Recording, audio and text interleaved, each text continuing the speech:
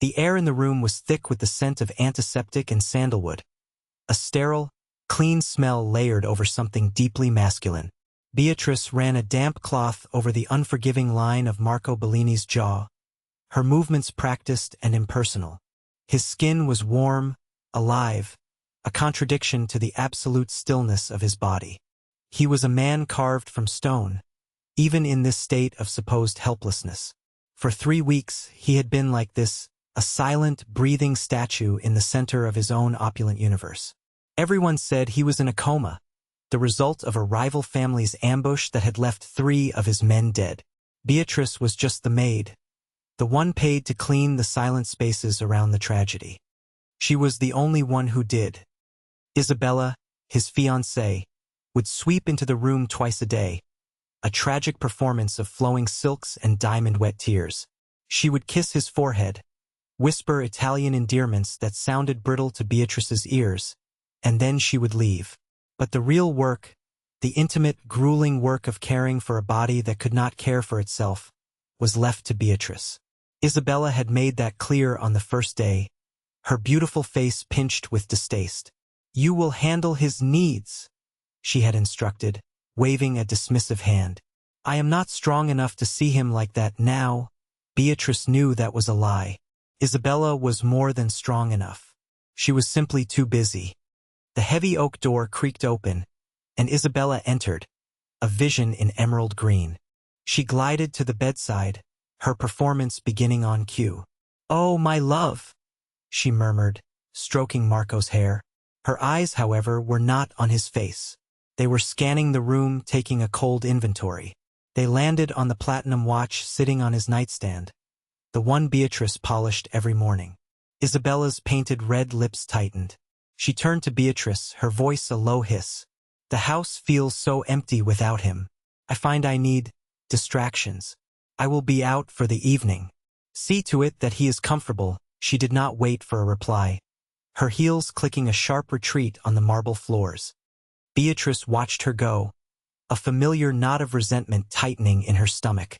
She turned back to Marco, her touch on the cloth a little gentler now. "She's gone," she said softly, the words meant for herself more than for him. "Just you and me again, Mr. Bellini." She finished her task, her gaze lingering on his face. He was a hard man. She had seen the evidence of it in the news, heard it in the fearful whispers of the other staff. But lying here, stripped of his tailored suits and his lethal authority, she saw something else, a vulnerability that felt more dangerous than his power ever could. Later that night, as she was turning down the sheets in the guest wing, she heard Isabella's voice drifting from the terrace below. It was not the voice of a grieving fiancé. It was light, melodic, and punctuated by laughter. Beatrice froze, pressing herself into the shadows of the hallway. "He's as good as dead," Isabella said, her voice sharp and clear in the still night air. "The doctors say it's a miracle he's breathing at all. Another few weeks and we can make the arrangements." There was a pause, then a man's low murmur. "Of course, the assets are being moved," Isabella continued, her tone smug. "By the time his Neanderthal family figures it out, we will be in Monaco. He was always so meticulous about his paperwork. My Marco. Made it so easy to sign things over." The laughter came again, cold and sharp as breaking glass. Beatrice felt the blood drain from her face. She had thought Isabella was shallow, selfish, and cruel. But this was something else entirely. This was a betrayal so profound it felt like a physical blow. She backed away from the window, her heart pounding a frantic rhythm against her ribs. She was just the maid, an invisible, unimportant part of the household. But now she knew a secret that could get her killed. She looked down the long, silent hallway toward the master suite, toward the man lying motionless in his bed. He was not just her patient anymore. He was a king on a chessboard, surrounded by enemies, and she was the only one who could see the checkmate coming.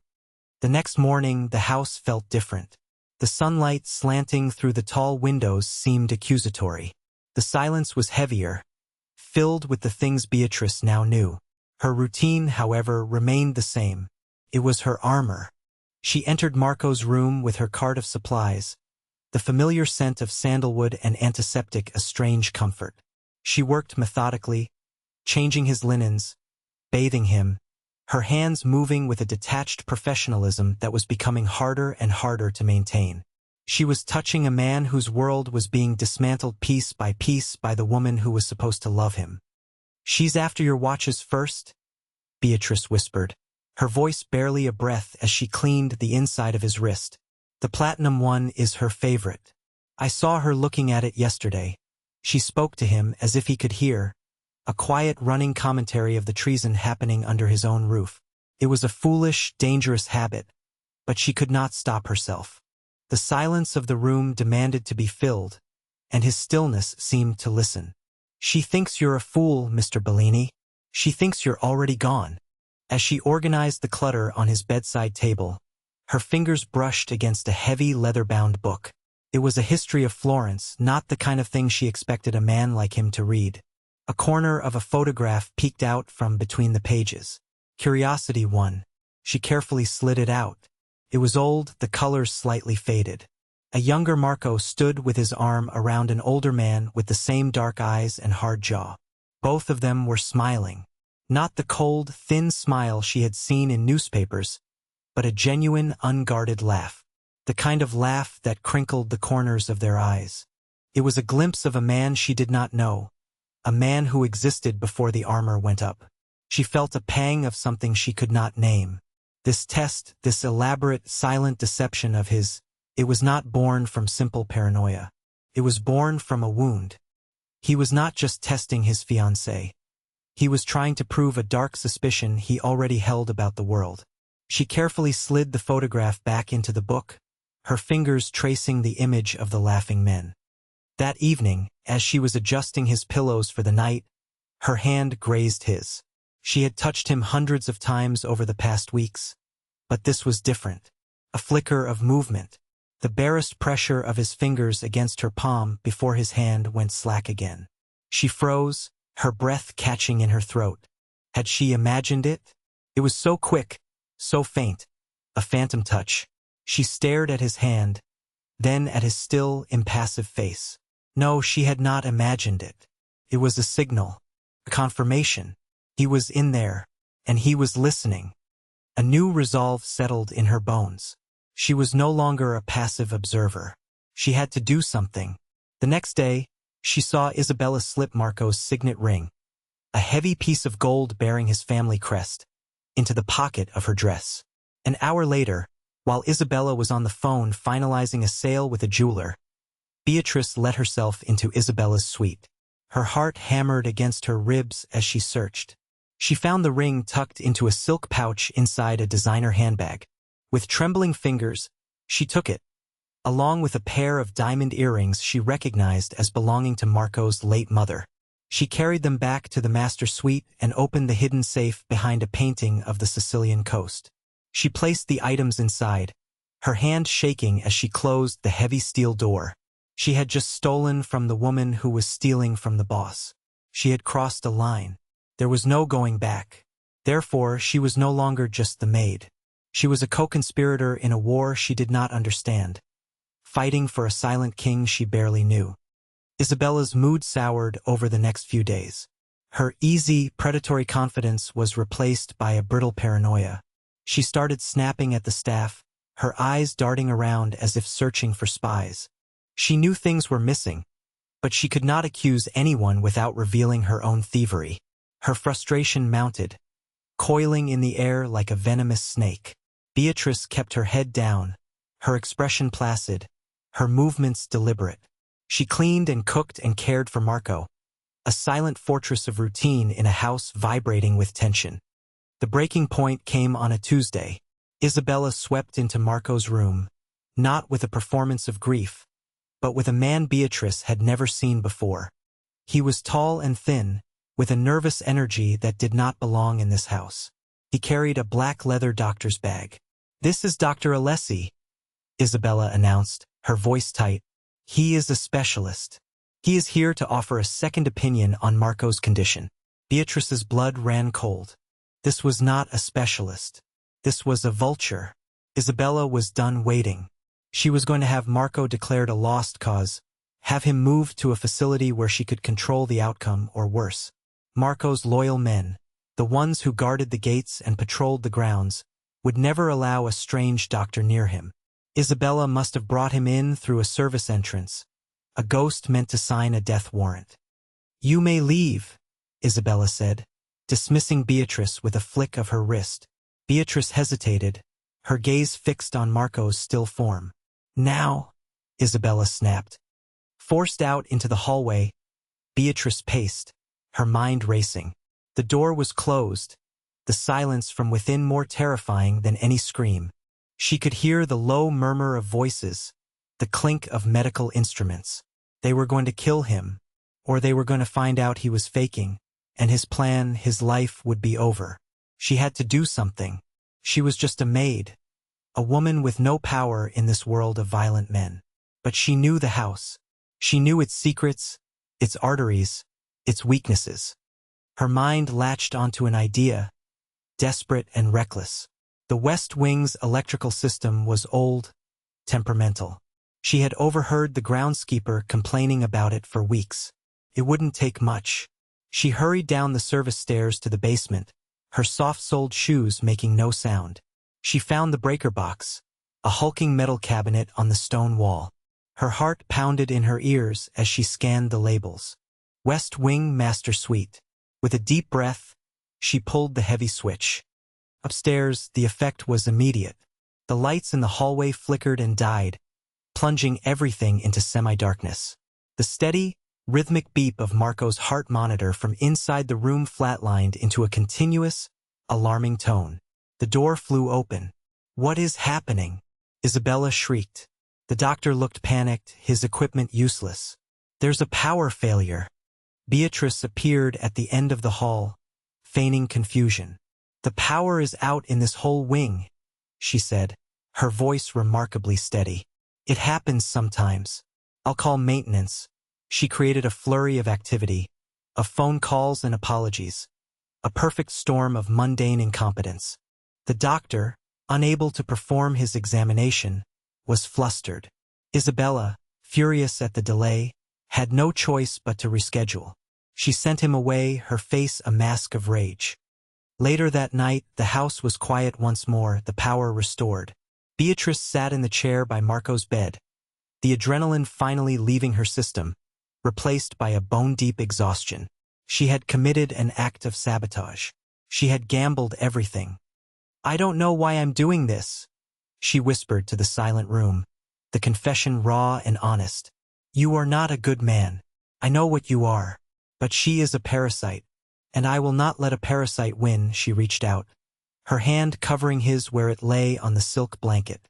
She expected nothing, but then it happened. His thumb moved. It was not a twitch. It was a slow, deliberate caress, a single, firm stroke against the back of her hand. It was an answer, acknowledgement. In the silent room, a pact was sealed. But her actions had not gone unnoticed. Luca, Marco's most trusted captain, had been monitoring the estate's security feeds from a remote location. He had been ordered to watch, to report, but not to interfere.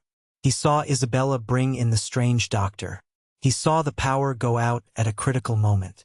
And he saw the maid, Beatrice, walking away from the breaker box in the basement moments before.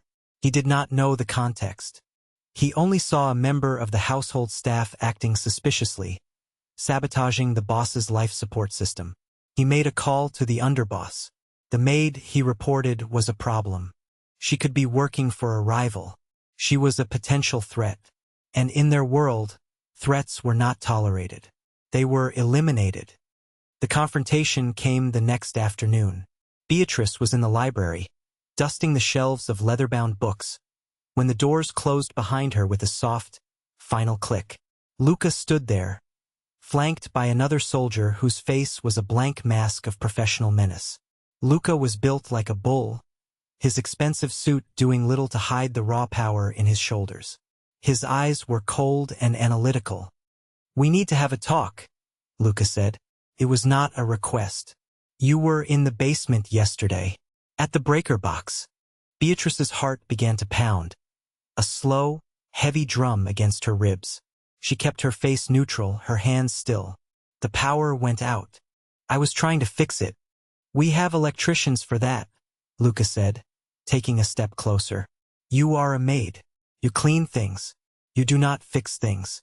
So I will ask you again. What were you doing? His voice was dangerously calm. He was testing her, looking for the lie. She could not tell him the truth. She could not betray Marco's secret. But lying to a man like this was a death sentence. I was doing my job, she said, her voice steady despite the fear clawing at her throat. Luca's patience snapped. Whose payroll are you on? The Russians?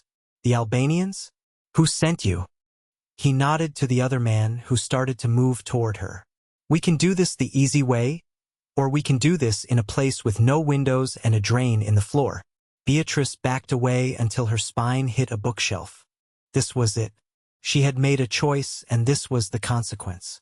She had tried to protect a monster and had been caught by his keepers. She closed her eyes, bracing for the inevitable. Let her go, Luca. The voice was quiet, but it cut through the tension in the room like a razor. It was rough from disuse, but it held an unmistakable authority that stopped both men in their tracks. Beatrice's eyes flew open. Marco Bellini stood in the doorway. He was not in a bed.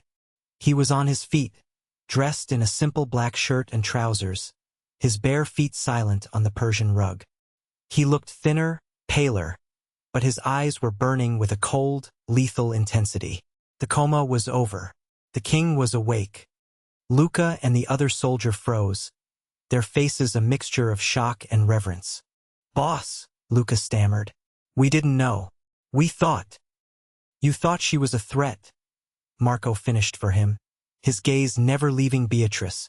You were wrong. He took a step into the room, and the power dynamic shifted so completely it was as if the earth had tilted on its axis. She is under my protection. No one is to touch her. No one is to question her. Is that understood? Yes, boss, they said in unison, their deference absolute. Now get out, Marco commanded softly, and send Isabella to me. The two men vanished as if they had never been there. The heavy doors clicked shut, leaving Beatrice alone with him in the sudden, deafening silence. He had heard everything. He had been awake, listening, as she confessed her fears to his still form.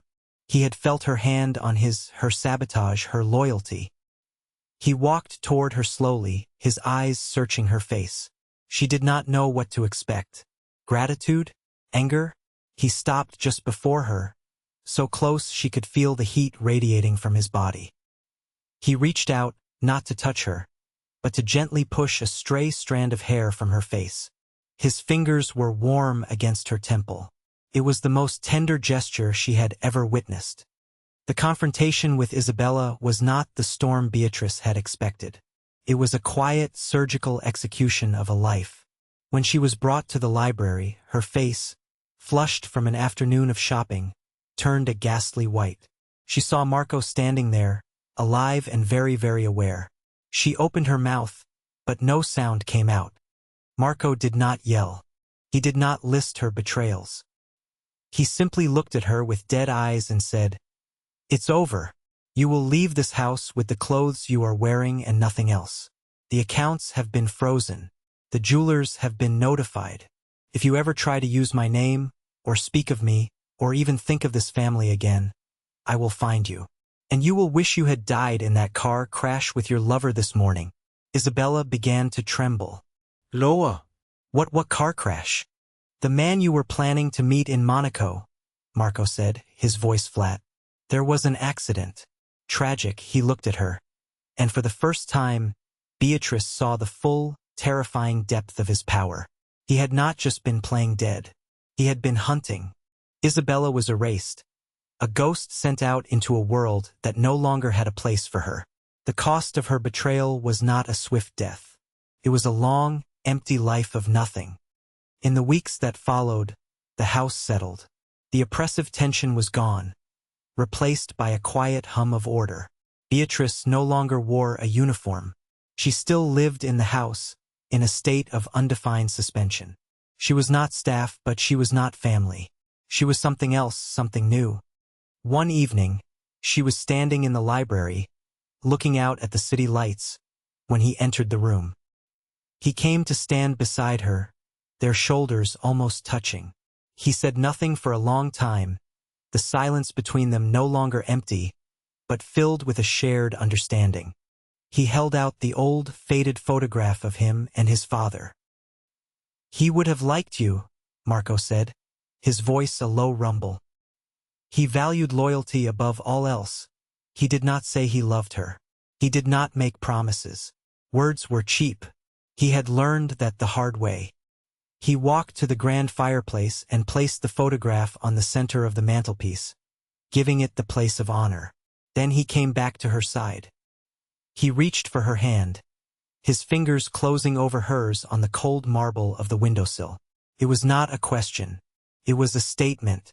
"This is where you belong." She did not pull away. She turned her hand, her fingers lacing through his, a silent acceptance. In a world of lies and performance, she had shown him the unvarnished truth of her character.